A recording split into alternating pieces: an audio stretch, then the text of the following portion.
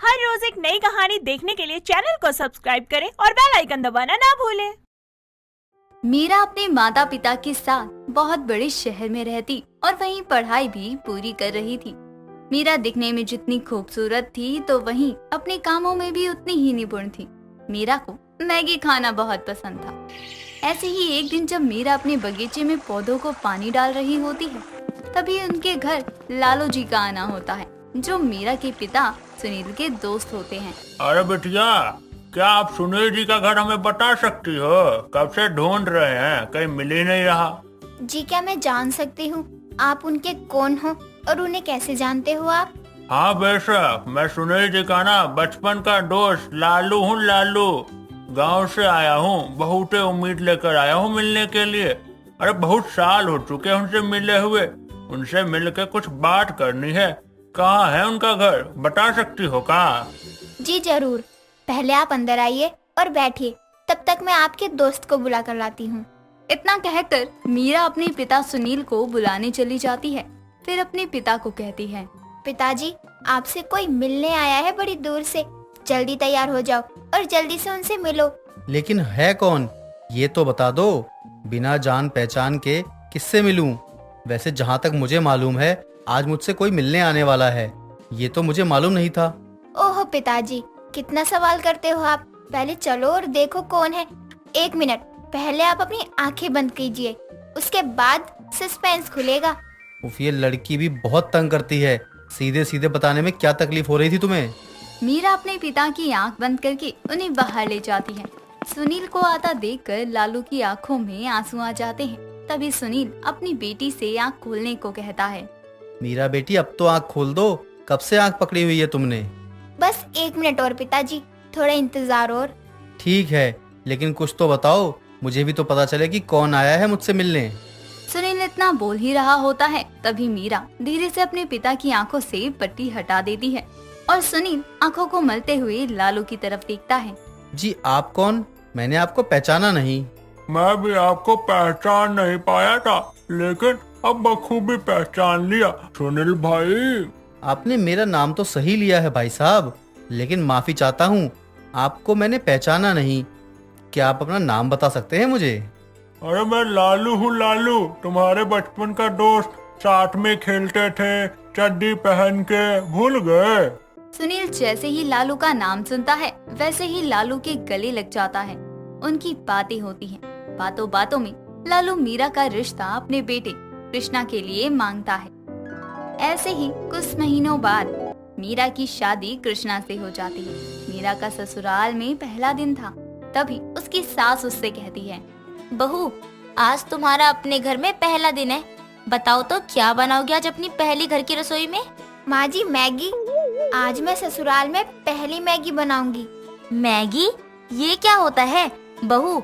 हमने तो आज तक न सुनी ऐसा कच्चू भी खाने वाली चीज का नाम। क्यों माँ जी, यहाँ मैगी नहीं मिलती है क्या? हमको तो पता नहीं है बहू, कभी कृष्णा चौराहे पर जाए तो उससे मंगवा लेना। तुम जो भी बोल रही हो। मीरा की शादी गांव में हुई होती है। तभी उसके ससुराल वालों को मैगी के बारे में कुछ मालूम नहीं होता और ना ही आज से पहले उन्होंने कभी सुना था। इस तरह से कई दिन गुजर जाते। मीरा को मैगी खाने की बहुत क्रेविंग होती है और वो अपने पति से कहती है, कृष्णा जी, मुझे मैगी खानी है, पता नहीं कब खाने को मिलेगी। जब से शादी होकर आई हूँ, मुझे मैगी खाने को ही नहीं मिलती है, कुछ कीजिए ना। अरे देखिए मीरा जी, हम तो गांव वाले हैं, हमें नहीं पता कि मैगी वैगी क्या होती है जी। लेकिन आप कह रही हैं तो हम जरूर लेके आएंगे मैगी। लेकिन कृष्णा जी कब? मुझे अभी खानी है मैगी, अभी मतलब अभी। मुझे कुछ नहीं सुनना। अभी तो रात हो चुकी है ना जी, तो कल सुबह लेके आएंगे, ठीक है? पता नहीं किस वजह से मेरी शादी इस गांव में कर दी, जहाँ के लोगों को मैगी क्या है वो तक नहीं मालूम। हाय मेरी जिंदगी। क्या सोच रही हैं मीरा जी? ज्यादा मत सोचिए, हम सोचने के लिए है ना। हम आपके लिए मैगी लेके आएंगे सुबह सुबह, ठीक है? आप आराम से रहिए, सो जाइए आराम से, टेंशन मत लीजिए।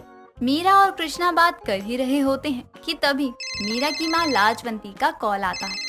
मीरा अंदर अपने कमरे में जाकर अपनी माँ से कहती है, माँ मुझे मैगी खानी है। क्या? ये क्या बोल रही है? तुझे मैगी खानी है और इस वक्त? हाँ मुझे मैगी खानी है बस। मुझे कुछ नहीं पता। ये कैसी बात कर रही है मीरा? अच्छा सुन, दामाद जी को बोल देना मैगी ले आएंगे। माँ, यहाँ इस गांव में कहीं भी मैगी नहीं मिलती और ना ही किसी गांव वालों को मैगी के बारे में कुछ पता है। पता नहीं माँ किस जंगल में मेरी शादी करवा दी है। मीरा ऐसे नहीं कहते बेटा, सब धीरे धीरे ठीक होगा। कब धीरे धीरे? जब मैं बूढ़ी हो जाऊंगी तब। हाय, अब तो मुझे बूढ़ी होने का इंतजार है। बस कब बूढ़ी हो जाऊं और कब इस गांव को बदलता देखूं। हट, पागलों की तरह क्यों बातें कर रही है? ऐसा करो, तुम अब सो जाओ, ज्यादा दिमाग पर जोर मत डालो, वरना मैगी ही मैगी भर जाएगी दिमाग में। क्यों भरेगा मेरे दिमाग में भला मैगी? कुछ भी बोलती हो आप। आज भी मीरा की मैगी खाने की इच्छा रह ही गई।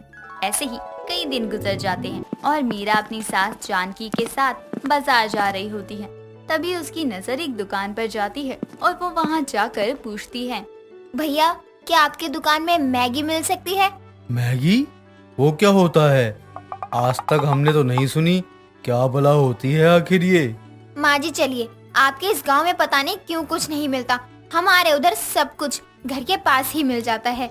बहू, ये तुम्हारा शहर नहीं बल्कि एक छोटा सा गांव है जहाँ के लोग गुजर बसर करने के लिए खेती बाड़ी करते हैं। मानती हूँ माँ जी, यहाँ के लोग बहुत भोले हैं, लेकिन कुछ चीजें तो यहाँ होनी चाहिए ताकि लोगों को हर चीज का पता हो।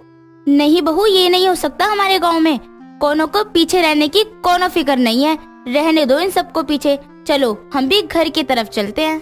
और एक दिन अपने पति और ससुर जी से बात करती है। बाबूजी, मुझे कुछ कहना है। हाँ बिटिया, कहो क्या कहना है तुमको? कृष्णा जी, आपकी भी राय चाहिए, क्योंकि इस काम को करने के लिए दो इंसान का एक होना बहुत जरूरी है। हाँ बताइए ना मीरा जी, क्या कहना है आपको? अरे हम आपके साथ हैं पूरे तन मन से। अरे गधे, पहले सुन तो ले, हमारी बिटिया क्या कह रही है। तू जब देखो तो बीच में घुस जाता है। पहले सुन तो लिया कर कि बहुरिया क्या कह रही है, फिर साथ देने का सोचियो। जब देखो तब बीच में आ जाता है। अरे बोलेंगी गटर साफ करने के लिए, तो तू करेगा क्या निकम्मे? नहीं नहीं बाबूजी, हम गटर काहे को साफ करेंगे जी, और मीरा जी हमसे गटर काहे को साफ करवाएंगी। और आपका बेटा ना कमजोर नहीं है तो काम का नाम सुन के भाग जाए। आप बताइए ना मीरा जी, क्या काम है आपको? बस गटर साफ मत करवाइएगा हमसे। हाँ, मैं ये बोलना चाहती हूँ कि यहाँ मैंने देखा है कि गांव में किराने की दुकान तो है, पर बहुत कम चीजें रखते हैं ये लोग। हाँ तो आप कहना क्या चाहती हैं वो तो बताइए, आपकी क्या योजना है? मेरी योजना बहुत बड़ी है। अगर आप और बाबूजी तैयार हो जाए तो ये योजना हमारी चल पड़ेगी। ठीक है बहुरिया, जो करना है करो, मेरी तरफ से हाँ है।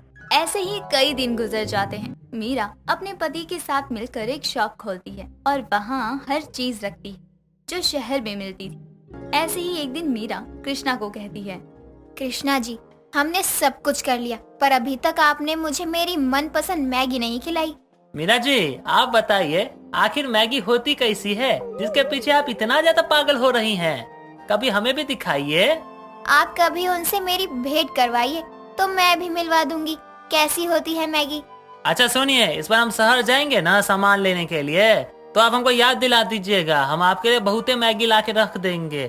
आप चिंता विंता मत कीजिए, आपसे हम बहुते प्यार करते हैं जी, आपको दिक्कत नहीं होने देंगे। मीरा कृष्णा की बात सुनकर बहुत खुश हो जाती है और कुछ ही दिनों बाद अपने पति कृष्णा के साथ शहर से मैगी खरीद कर लाती है। ओह, फाइनली मैगी मिल ही गई। अब मैं इसे बहुत अच्छे से बनाऊंगी, सबको खिलाऊंगी और खुद भी इतने दिनों बाद बड़े चाव से खाऊंगी। आय हाय, आज बनेगी ससुराल में मेरी पहली मैगी। सुनकर ही मुंह में पानी आ गया। मीरा खुद से बातें करती हुई अब मैगी बना रही थी। कुछ देर बाद वो सभी को मैगी देती है और खुद भी खाती है। इतने दिनों बाद फाइनली मीरा को ससुराल में उसकी पहली मैगी मिल ही जाती है। कृतिका को नॉनवेज खाने का बहुत शौक था और वो उसे पसंद भी था। जहाँ एक तरफ कृतिका नॉनवेज खाने की शौकीन थी, तो वहीं दूसरी तरफ उसकी माँ नंदिनी को नॉनवेज देखना तक पसंद नहीं था। ऐसे ही एक दिन सुबह के समय कृतिका किचन में नॉनवेज बना रही थी। तभी उसकी माँ बैग लेकर बाहर से घर आती है और हॉल में बैठकर कृतिका को आवाज देकर बुलाती है। बेटी, जल्दी से मुझे एक कप चाय पिला दे, अदरक वाली। बहुत सर दर्द हो रहा है मेरा। हाँ माँ, मैं अभी लाती हूँ। लेकिन आप ऐसे अचानक आ गई। आप तो 2 दिन बाद आने वाली थी ना। मैंने कोई एग्रीमेंट साइन करके दिया था क्या तुझे कि मैं 2 दिन बाद ही आऊंगी, उससे पहले नहीं आऊंगी? वो बात नहीं है माँ, आपने आने से पहले बताया नहीं, इसीलिए पूछा। तो क्या हुआ? अगर मैं बता कर नहीं आई तो कुछ गलत कर दिया? अब अपने ही घर वापस आने के लिए 4 लोगों को न्योता दूं कि मैं आने वाली हूँ? बता देती आने से पहले तो तू क्या करती? आरती की थाली लेकर मेरा इंतजार करती दरवाजे पर। आपकी आरती तो नहीं उतारती, लेकिन किचन में बने नॉनवेज को देखकर आप तांडव करेंगी मेरे सर पर। अब कैसे बचाऊं अपने आप को? अब बुद्ध बन के ऐसे ही खड़ी रहेगी या चाय लेकर भी आएगी मेरे लिए? और ये बदबू कैसी आ रही है घर में? कहीं नॉन वेज तो नहीं बनाया तूने? बोल। वो माँ, हाँ वो।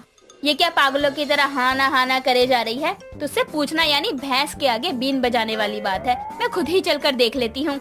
नंदिनी इतना कहकर किचन में जाती है और किचन में रखे नॉनवेज को देखकर कृतिका से गुस्से में कहती है, सत्यानाश हो तेरा नालायक! तूने मेरे किचन का क्या हाल किया है? तुझे पहले ही मना किया था ना, नॉन वेज मेरी रसोई में बिल्कुल भी नहीं बनेगा। फिर भी तूने मेरे जाते ही मेरी रसोई अपवित्र कर दी।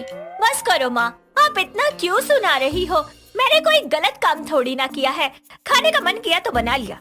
इतना ही पसंद था या इतना ही मन कर रहा था खाने का तो बाहर चली जाती ना खाने। मेरी रसोई में बनाने की क्या जरूरत थी? माँ, मुझे थोड़ी ना पता था कि आज नॉनवेज बनाऊंगी और आज ही आप वापस आ जाएंगी। और कितना बाहर खाऊं? आपको पता भी है नॉनवेज कितना महंगा है। जितने में बाहर खाऊंगी ना, उतने में घर में लाकर अगर बनाऊंगी ना तो 4 बार खा लूंगी। चाहे कितना भी महंगा हो, लेकिन आज के बाद मेरे किचन में तेरा ये नॉन वेज नहीं बनेगा बस। और जैसे नॉनवेज बनाकर मेरे किचन का सत्यानाश किया है ना, वैसे ही सफाई करके इसे साफ सुथरा भी जल्दी कर दे। नंदिनी गुस्से में इतना कहकर वहाँ से चली जाती है। ऐसे ही समय बीतता है। समय के साथ कृतिका की शादी एक देव नाम के लड़के से होती है और वो शादी करके अपने ससुराल आती है। ऐसे ही समय बीतता है। तभी एक रोज सुबह के समय कृतिका की ननद नीशु, सास मलिका और देव डाइनिंग टेबल पर बैठे नाश्ते का वेट कर रहे थे। तभी कृतिका सबके लिए नाश्ते में ऑमलेट बनाकर लाती है, जिसे देखते ही उसकी सास मलिका डाइनिंग टेबल से खड़ी होकर कहती है, हे भगवान, बहू तो ये क्या बनाकर लाई है? मेरे घर में नॉनवेज? राम राम। हाँ तो क्या हुआ माँ जी, और इसमें नॉनवेज क्या है? आजकल तो सभी लोग ऑमलेट खाते हैं, अंडे तो वेज में आते हैं। हाँ, बात तुम्हारी सही है, लेकिन हमारे घर में कोई भी नॉनवेज नहीं खाता है और माँ को तो देखना भी नहीं पसंद। लो, मेरी सास तो मेरी माँ की बहन निकली नॉनवेज ना पसंद करने में। क्या यार, यहाँ पे वही तमाशा है। नॉनवेज नहीं बनाना, नहीं खाना। देखिए, मुझे नहीं पता था कि आप लोग नॉनवेज नहीं खाते हैं, इसीलिए मैंने बना लिया। कोई बात नहीं भाभी, जब आपको पता ही नहीं था तो इसमें आपकी क्या गलती? सबसे हो जाती है। वैसे आप नॉनवेज खाती हो क्या? हाँ निशु, मुझे नॉनवेज बहुत पसंद है, लेकिन मेरे मायके में भी कोई नहीं खाता था। अब ससुराल भी ऐसा मिला है जहाँ कोई नहीं खाता। कोई बात नहीं भाभी जी, आपका जब मन करे आप तब बनाकर खा लिया करो। हम नहीं खाते तो क्या हुआ, आप तो खाती है ना। हाँ, इसमें कोई बड़ी बात नहीं है। तुम खाती हो तो तुम बना सकती हो। तुम लोगों का दिमाग तो खराब नहीं हो गया है ना? न मेरे घर में कोई नॉनवेज खाता है, ना ही मैं अपने घर में बनाने दूंगी। माँ जी, मेरा भी घर है, तो जो मेरा मन करेगा वो मैं खाऊंगी ना, और बनाऊंगी भी। अब मुझे नॉनवेज खाना है तो मैं खाऊंगी, आप मुझे मत कहिए कुछ।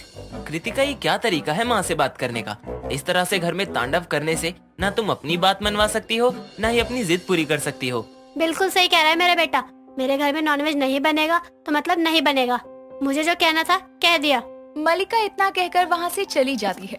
ऐसे ही समय बीतता है, लेकिन कृतिका पर अपनी सास की बातों का कोई असर नहीं होता। उसका जब भी मन करता वो नॉनवेज बना कर खा लिया करती। ये सब देखकर मलिका को उसे बहुत सुनाने का मन करता है। जिस दिन नॉनवेज बनता उस दिन वो पूरा दिन खाना तक नहीं खाती, लेकिन कृतिका को इन सब बातों से भी फर्क नहीं पड़ता था। ऐसे ही समय बीतता है। तभी एक रोज मलिका सुबह जल्दी उठकर पूरे घर की साफ सफाई कर रही थी। उसी वक्त कृतिका अपने कमरे से नीचे आती है और अपनी सास को घर की सफाई करते देखकर मन में कहती है, आज ऐसी क्या खास बात है जो माँ जी सुबह सुबह उठते ही साफ सफाई में लग गई, लेकिन अभी अगर मैंने पूछा तो सुनाना शुरू कर देंगी। इससे अच्छा है इनको इनका काम करने दो और मैं अपना काम करूं। बहुत दिन हो गए कुछ नॉनवेज नहीं खाया, आज बना ही लेती हूँ। कृतिका इस बात से बिल्कुल अनजान थी कि आज से नवरात्रि शुरू हो रही है, इसीलिए मलिका इतनी साफ सफाई कर रही थी। एक तरफ जहां मलिका अपना पूरा घर साफ कर रही थी और पूरा घर साफ करके माता रानी की मूर्ति लेने के लिए मार्केट चली जाती है, वहीं दूसरी तरफ कृतिका रसोई में जाकर नॉनवेज बना रही थी। कुछ समय बाद मलिका अपनी पड़ोसन के साथ मिलकर माता रानी की मूर्ति को लेकर अपने घर आती है और देखती है कि कृतिका आराम से हॉल में बैठकर चिकन रोल खा रही है, जिसे देखकर मलिका की पड़ोसन माला कहती है, हाय राम मालिका, तेरी बहू ने तो पूजा शुरू होने से पहले ही भंग कर दी।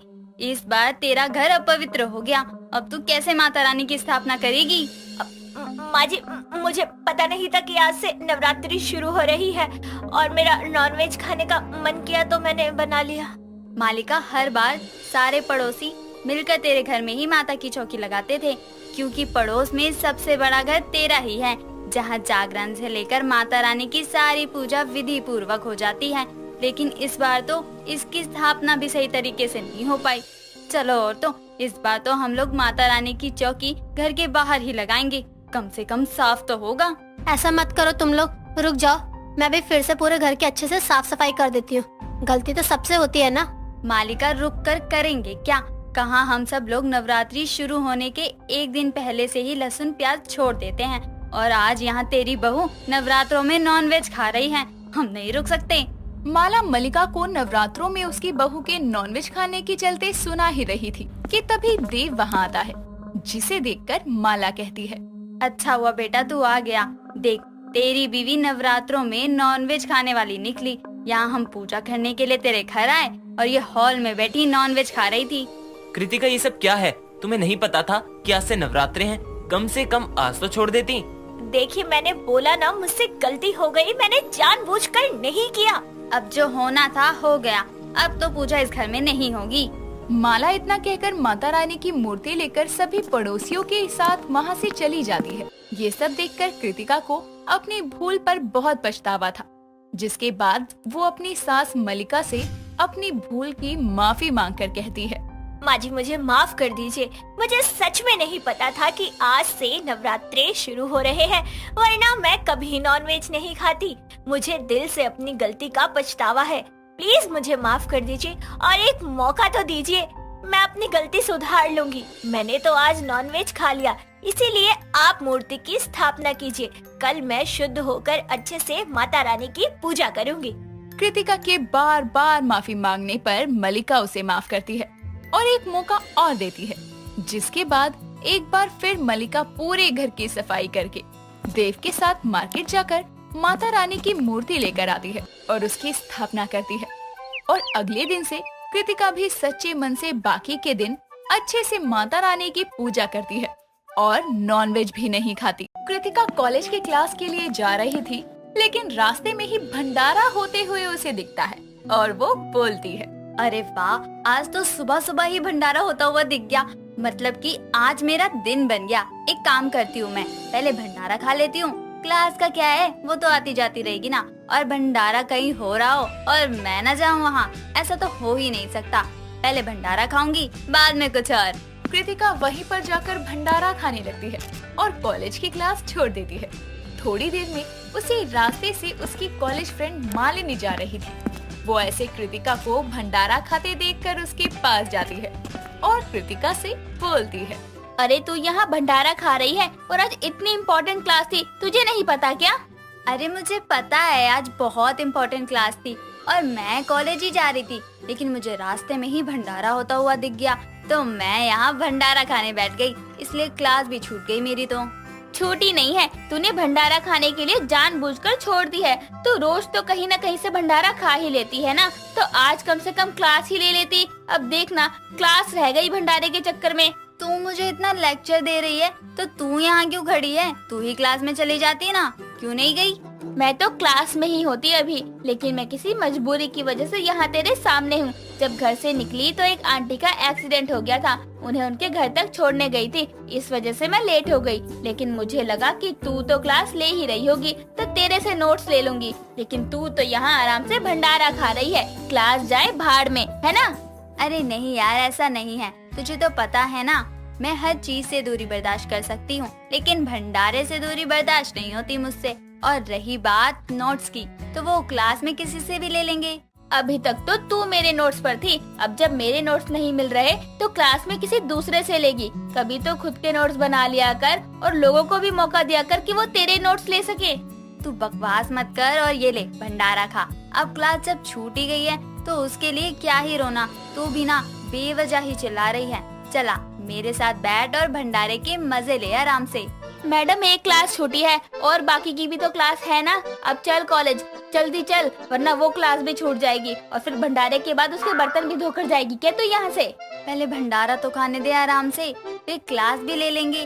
क्या चाह रहा है इतनी देर में? चल अब बैठ। और अभी तो भंडारा कॉलेज के लिए भी रखवाना है, वहाँ भी आराम से बैठ कर भंडारा खाएंगे। यार तू भी अजीब ही है। हाँ मुझे पता है भंडारा बहुत अच्छा होता है, लेकिन इतना भी क्या कि तू अपनी बाकी की इम्पोर्टेंट चीजों को छोड़कर भंडारा खाने बैठ जाती है, और वो भी रोज खाती है तू। तुझे नहीं पता ना अभी कि भंडारा कितना अच्छा होता है। मैं तो जिस दिन भंडारा ना खाऊं ऐसा लगता है कि मेरे दिन की शुरुआत ही नहीं हुई है। इसलिए भंडारा तो जरूरी है मेरे लिए, बाकियों का मुझे नहीं पता। लेकिन तुझे रोज रोज पता कैसे चलता है कि कहाँ भंडारा हो रहा है और तू वहाँ चली जाती है? ऐसे ही थोड़ी, सब लोग मेरा नाम जानते हैं भाई, बहुत जान पहचान है यहाँ। जहाँ भंडारा बनता है ना, वो लोग खुद ही मुझे बता देते हैं कि भंडारा लेने जाऊँ, तो लाइन भी नहीं लगानी पड़ती मुझे। तो इतनी अच्छी जान पहचान है मेरी। और फिर तू तो जानती ही है कि मैं भंडारे में जाकर क्या करती हूँ। अच्छा, तभी जो भी तेरे साथ भंडारा लेने आता है उसे बिना लाइन लगाए भंडारा मिल जाता है। और नहीं तो क्या, ये सब तो बस सेटिंग बिठानी पड़ती है। और भंडारा खाते ही जो स्वाद आता है, आए हाय जन्नत। भंडारे के लिए तो मैं कुछ भी कर सकती हूँ। कृतिका खुद तो भंडारा खाती है, साथ ही अपनी दोस्त मालिनी को भी खिलाती है। और भंडारा खाने के बाद दोनों कॉलेज बाकी की क्लास लेने के लिए चली जाती है। इसी तरह भंडारे की दीवानी कृतिका जहाँ भी भंडारा देखती, वहाँ कृतिका का मिलना तो तय था। ऐसे ही कुछ दिनों बाद कृतिका अपने बॉयफ्रेंड केशव से मिलने के लिए गई थी, तो केशव कृतिका से बोलता है, कृतिका यार बहुत भूख लग रही है, तुम और तुम्हारा भंडार। खुद तो तुम्हें खाना नहीं है और मुझे भी वेट करवा रही हो। अरे यार चलो ना, कुछ बाहर का ही खा लेते हैं, तब तक तुम्हारा भंडारा भी शुरू हो जाएगा। मुझे पता है तुम इसलिए बोल रहे हो ना कुछ खाने के लिए, ताकि फिर मैं भंडारा पेट भर कर ना खा पाऊँ, लेकिन ऐसा कुछ नहीं होगा। मुझे मेरे दोस्त ने बताया है यहाँ भंडारा होने वाला है, तो यहीं रुक जाओ तुम भी। यार ऐसे कौन करता है? मैंने इतनी अच्छी डेट प्लान करी थी हम दोनों के लिए, लेकिन तुमने भंडारे के चक्कर में सब खराब कर दिया। एक दिन बिना भंडारा खाए रह नहीं सकती क्या तुम? एक तो मैं तुमसे मिलने के लिए मान गई, ऊपर से तुम मुझे ही बोल रहे हो। इतना ही है तो जाओ ना किसी दूसरी लड़की को पकड़ लो जो तुम्हारे साथ तुम्हारी डेट पर फालतू का खाना खाए, भंडारा नहीं। देखो अब ना तुम लड़ाई मत बढ़ाओ, मैं तुम्हारे साथ यहाँ भंडारे का इंतजार कर रहा हूँ ना, तो ये ताने देना क्या जरूरी है? और एक काम करते हैं, मैं खा लेता हूँ कुछ और तुम अपना भंडारा खा लेना। तुम मेरे बॉयफ्रेंड हो, तुम मेरे साथ ही खाओगे ना। चुपचाप से खड़े रहो, थोड़ी देर में ही शुरू हो जाएगा भंडारा। पता नहीं क्या सोचकर मैंने तुमसे इस टाइम मिलने के लिए बोल दिया। अगर तुमसे ना ही मिलने के लिए बोलता तो ही ठीक रहता, कम से कम मैं अपना बाकी का काम तो कर ही लेता ना।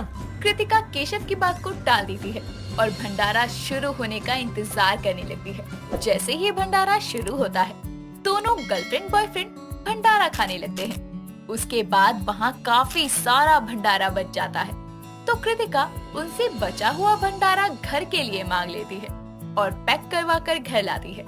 घर आने के बाद वो अपनी माँ शीला को भंडारा देती है। भंडारा देखकर उसकी माँ कहती है, तू रोज रोज भंडारा कहाँ से ले आती है और आज भी लेकर आ गई इतना सारा भंडारा। रोज बनाया हुआ खाना फेंका जाता है, तुझे पता है ना कि घर में भी खाना बनता है। जब आपको पता है मैं भंडारा ले ही आती हूँ, तो खाना आखिर बनाती ही क्यों हो? आपकी वजह से ही खाना फेंका जाता है। और आपकी बेटी जब भंडारा ला ही देती है, तो फिर भी आपको खाना क्यों बनाना होता है? हाँ तो क्या मुझे सपने आ रहे थे क्या कि तू आज भी बहुत सारा भंडारा लेकर आने वाली है? अरे फोन करके बता देती, लेकिन तुझे वो भी नहीं करना होता और मुझे बोल रही है तू। चलो अगली बार से मैं पहले ही फोन करके बता दूंगी। अब तो ठीक है ना, अब आप भंडारा खाओ। खा तो लूंगी, लेकिन तू इतना सारा भंडारा लाई ही क्यों है? क्योंकि तुझे तो पता है ना कि घर में सिर्फ 2 ही लोग रहते हैं और ये तो 8 लोगों का भंडारा है, कैसे खत्म होगा? और फेंकना भी नहीं चाहिए भंडारे को, तो अब करें क्या इस भंडारे का? अरे माँ, बहुत ही अच्छा भंडारा हो रहा था और वहाँ काफी सारा बच भी गया था, तो मैंने सोचा अपने आस पड़ोस वालों के लिए भी ले चलती हूँ, वो भी भंडारा खा लेंगे घर बैठे बैठे। कृतिका अपने आस पड़ोस वालों को भी भंडारा बांटने जाती है और इसी तरह कृतिका आए दिन कहीं न कहीं से भंडारा खुद भी खाती और अपने घर वालों के लिए भी लाती। कुछ दिनों बाद कृतिका एक भंडारे में जाती है जिसका आयोजन निर्मला नाम की एक औरत करवाती है। वहाँ बस हलवा पूड़ी ही थी। ये देखकर कृतिका मुंह बनाते हुए कहती है, ये क्या भंडारा करवा रहे हैं, तो कंजूसी करना जरूरी था क्या? हलवा पूड़ी बांट कर भंडारे का नाम दे दिया और ये हलवा पूड़ी भी इतने खास नहीं है। क्या यार, इससे अच्छा तो मैं यहाँ आती ही नहीं, किसी और जगह ही चली जाती। वैसे भी आज तो गणेश विसर्जन है, कई जगह भंडारा हो रहा होगा। कृतिका की ये सारी बातें निर्मला सुन लेती है, जिसके बाद वो कृतिका के पास आकर कहती है, सुनिए, हमारी इतनी हैसियत नहीं थी कि हम सब्जी पूड़ी हलवा चने सभी चीजों का भंडारा करवा सके, और अब भंडारा खाने आई हो तो भंडारा का ऐसे अपमान नहीं करते हैं। तो गलत क्या बोला है मैंने? जब भंडारा करवाने का शौक है तो अच्छे से करवाते ना, ये क्या होता है? देखिए, जिसकी जितनी हैसियत होती है ना वो उतना ही करवा सकता है, और आप तो काफी अच्छे घर की लग रही हो, तो आप भी कभी भंडारा करवा लिया करो। आप भी करवाओगी तो भंडारा करवाने पर जो खुशी मिलेगी वो ज्यादा अच्छी लगेगी आपको, क्योंकि इस भंडारे के जरिए कई गरीब और बेसहारा लोगों का पेट भी भरता है, जो शायद एक वक्त का खाना भी अफोर्ड नहीं कर पाते हैं। निर्मला की बात सुनकर कृतिका चुप हो जाती है और वहाँ से हलवा पूड़ी लेकर चली जाती है। निर्मला की बातों से कृतिका को समझ आता है और उसके बाद वो कभी छोटा मोटा भंडारा भी करवा दिया करती और कभी रास्ते में भंडारा होते देख लेती तो भंडारा खा भी लेती। दोस्तों, अगर आपको ये कहानी पसंद आई तो इसे लाइक करें, शेयर करें और कमेंट करके बताएं कि कहानी में आपको सबसे अच्छा क्या लगा।